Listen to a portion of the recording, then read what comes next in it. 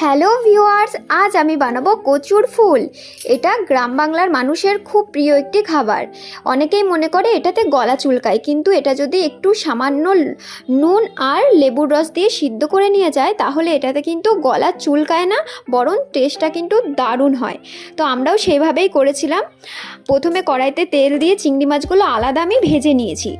তারপর কড়াইতে আবারও সর্ষে তেল দিয়ে শুকনো লঙ্কা ফোড়ন দিয়ে কুচানো পেঁয়াজ, আদা বাটা, রসুন বাটা, টমেটো বাটা, কাঁচা লঙ্কা বাটা দিয়ে আর সামান্য হলুদ গুঁড়ো, নুন দিয়ে বেশ ভালো করে মশলাটা কষিয়ে নিয়েছিলাম। তার মধ্যে কচুর ফুলগুলো দিয়ে দিয়েছি আর উপর থেকে দিয়ে দিয়েছি ভেজে রাখা চিংড়ি। এরপর বেশ ভালো করে কষিয়ে আমরা নামিয়ে নিয়েছি।